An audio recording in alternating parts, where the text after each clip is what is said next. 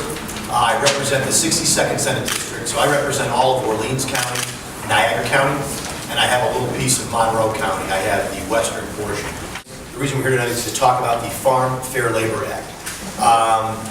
This bill would essentially create a unionization, for lack of a better term, of farms.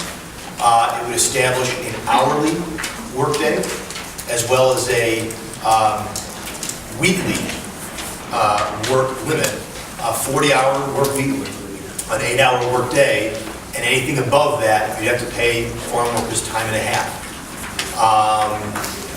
It would also establish collective bargaining rights. It would allow for a strike, and it would also allow for, I think, or mandate a day of rest.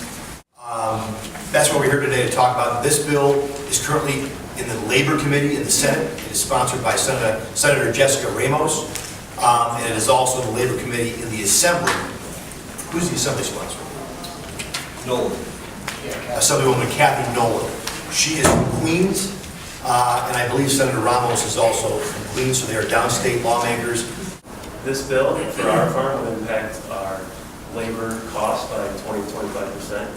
There's no way we can manage that cost. So I know our business would change dramatically. The fruit end of our, there's quite a contrast between fruit and grain. Grain is grain operation, corn, soybeans, wheat is very mechanized. The fruit, as far as growing apples and peaches are concerned, which is what we do, you're looking at labor costs as being, 45% or so of your total production costs. So that's basically where you're going to get started, is looking at, you're going to look there first, obviously, because labor is such a huge factor in fruit and vegetable crops. And it always scares the heck out of me when they're concocted by people in New York City who never hulled a weed or planted tomatoes. We've already had increases on wages per hour of about 17% with the last 3 years of minimum wage increase. And we've got 2 more years of that to go. This overtime, if we change nothing, it would add about $230,000 to our payroll, which is another 17 to 18% increase. And so then we're trying to figure out how to control costs. You're going to control costs by trying to limit your employees as close to 40 hours a week as possible. And so when you do that, you're going to be driving down their wages as well, their total take-home pay. I'm not sure why this bill is being sold as covering all farm workers by workers' comp, when really it's going to make it more difficult on the beginner farmers and the small farmers who are just getting going, and now they need to bring on some help. Will you pay that guy under the table, or how do you do it? And so once your payroll is over a certain threshold, now you got to get into the workers' comp program, which is another whole set of regulations. And if you're just a guy starting or a gal starting a farm out, and you're the only one there, and now you have a worker come on to help you with the work, but now your time is taken up dealing with these other regulations and stuff. The sponsor of the bill in the Assembly is Catherine Nolan, chair of the A Committee, or former chair of the A Committee. I asked her on the floor, she's from Queens, I asked her how many farms she had in her district. And she said, I'm not going to answer that, Mr. Speaker. I said, would it be fair to say that you have less than 100 farms in your Assembly district in Queens? And she said, I'm not going to answer that, Mr. Speaker. And I got all the way down to 5, less than 5, same response. I said, I believe I know the correct answer, Assemblywoman. You have no farms in your Assembly district, but you try to impose your will and the labor union's will on the number 1 industry in the state of New York, agriculture.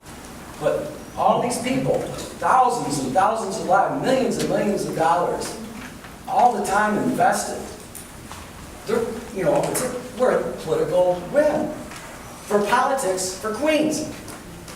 It's shameful. And my question is where when I hear Senator Ramos and the others speak about the atrocities committed allegedly against workers, why would the workers return year after year after year? And I'd like to hear from you how your workers feel if you have a seasonal farm.